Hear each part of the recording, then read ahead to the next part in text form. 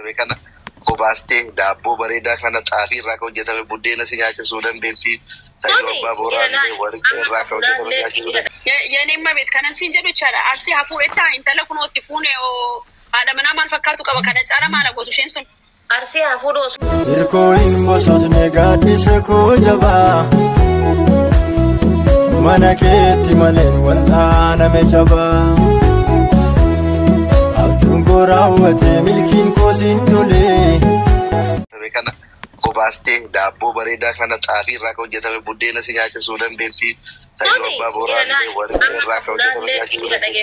Ka bunaallee ka farsoollee ka nyaata wallagga kana maqaan isaa maali? Warqeedhaa miti? Comboollee. Cuukkoo. Kun akka aadaa. Laguu dandeetti. Kooyi kama arsii kana bicha maaltu adda godhe? Ilaalka ilala ishoo jedhisitu gara gurraa aanaa san ati gatii arsii gadaantu argite gatii arsii gadaantu fi nyaanni ati ittiin guddatte kan lafeen kan keen ittiin ijaarame kennuma kana jechuudha. Ati gaafa garbuu micciiranii seeraan marqanii shoorbaa isaa seeraan hojjetanii caccabsaa isaa seeraan hojjetanii finiina isaa seeraan hojjetanii si nyaachisan. Bar hanga haddaa wanni bar waan lama dhalchite hin fakkaattu barati maa fakkaatu ilaalle akkana tabiraa fuunee qoy tabiraa fuunee agabu bulaarramo nyaata nuu dalagaa jiru ima nyaata bar abbaa boraa qoy intala ilu abbaa boraa fuunee akkana shanqat ani si galchan gaafa laga gaafa ani si galchan dhageeffadhu abbaallee ani waliin taa'anii gaafa lafa duwwaa dhatte fi ani si galchan Soda marsida kana guyyaa tokko fiddee gabbartu caali yeroo hunda every day adada intalti kan ta'e achirrattu sokkitee dhadhu fe'anii galchan ati dhadhu qalanii si nyaachisan hay maal taate nageenni arsiituu dachaadha fe'aan arsiituu dachaadha maal taate arsii osoo miliyoona tokko irraa fuudhanii ta'an nan qochawan miliyoona tokko arsii irraa osoo fuudhanii bikos kisaaraan qabdu gaafa jettee Arafate inna lillahi wa inna ilaihi raji'un kasiin jedhu yoo ilu abbaa boraa dhatte yoo jimmaa dhatte agabuu bultaa qalanii si nyaachisanii ima nyaataa bar akka kennan ga'u ima nyaata ima gudda kennan ga'u maal jettaa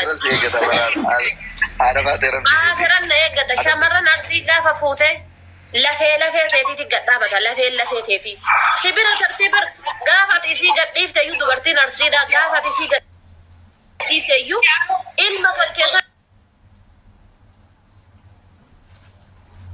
akka kan keessanitti akka lubbuutti eeggattee si guddifti akka lubbuutti jechuudha. Ay qabattoo tamtee namni biroo harkaan hin qabu bar dubartiin arsii osoo mana keessa sankaarfattee sirraani nama biroo nagan gaafattu bar maal taati? Kabajaan isiitu mee faarsi agma garaan keessi cabu faarsi be yaa narsi ija kanaani paahorii fi loos ta'aa jira malee ati waan galaartu fakkaatu akkam si galchuu wanni hin goone hin jiru. Wallahi ingala aleessallee hiyyummaa biyyaan baasee sheesh ta'uu dhagaa aleessallee hiyyummaa biyyaan baasee Ustaaz Hamzaa Sheeyaa himshi barbaachisa ija kanaani.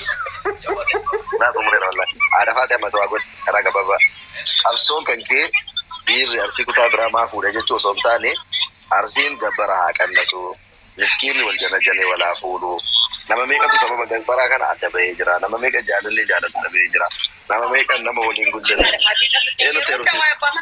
eenyu taasise haati kiilolee kinoo si heerumsiise dhaarti haala kiilolee inni kahanchi ka በጣም ካደናቂነኝ በጣም ነው የምወድሽ እውነት jabdu ko si dhageeffadha yeroo ati shamarran gorsitu yeroo ati bakka injira miti waa dudubbattu akkasumatti indazii qaxiina indazii barchiishi inni anchi madannaqee anchim daggaafiin inni amaarifinatti na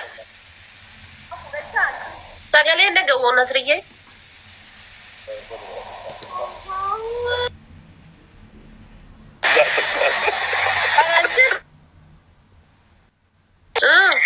Garta ndaga aman daga arsi hafuudhu jettee arsi hafuudhu siinsi bareeche anaan garuu fiiltarii maanan gooneen jedha nama fiiltara akka keekii maana fakkeessine fuula koo nasri no kana maanii ashaara filtaru ko ya TikTok company sitota no yeneemma beet kanan siin jedhu jechaadha arsi hafuudhettaa intala kun itti fuune haadha manaa maal fakkaatu qaba kana caala maala gootu isheen sun arsi hafuudhu osoo hin taane amma laali amma feemasoota sadii qabna akka arsiititti warra kilaba biroo keessa taphataa jiranii jechuudha. Kilaba keenya keessatti deebanii kilaba arsii keessatti deebi'ee geeba tokko agarsiisuu qabdaa jedhee gaafii dhiyeesseef.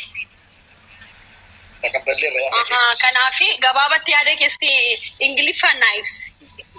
የእውነት ለሀራ ሀለፋት ዋጀት ታናን ሲንገድኒ ስዱጋ ቆጲን ቀበ ቆጲ ከነ ዲሰንታ እስቲ ባማሪ ጋቢ ነጋፋ ደኮ ስሪ ምትየጣቲ ሃዳ ኪሎሌ ሃዳ ኦሊያኒ ኪሎሌን ከን ኦሮሞቲ ኦኬ ሃዳ ኦሊያኒ ኦኬ ዳይባ kan keessan garuu gaafa takasi boch inni boosan man qabachuun dadhabean okay gaafa qabdeedha alfaffaa akkamitti kutaan kobayre amma time naangala nama namittiin kuni dubar namichi afaan arsiitini namichi loqode kana bar oso amma kana arsii keessa dhattee namitti jecha kana jette taate di gurra qabannee azaanan hundi kana bar wal barsiisna ka amma booda wal barsiisna kana ila kanaaf wal keessa deemnaa inni bar ada fate laki chankune cha laki ha fude sinjete abba mana hada mana bra fude sinjeti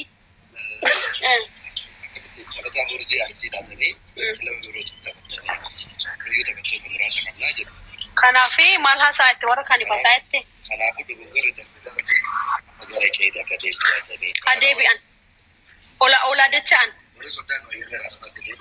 okay yattertibiti isinis ati garuman erumtuun jedhani abba manaan fidhi maalifin erumtu ati kilolee dhufte si anatu si erumsise dhuga abbaan qaadu anas si erumsise oh malik kuno mana da faate ije kanane arfaatiye milki si jaare jira dhuga rabbi si jaare ra ije ko fofa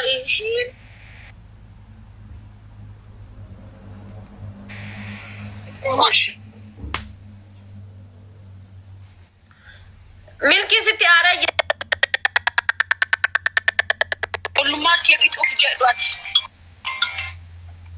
milki itti aare jira barbu to sin nama tokko qofa fayyada gaafi aare jira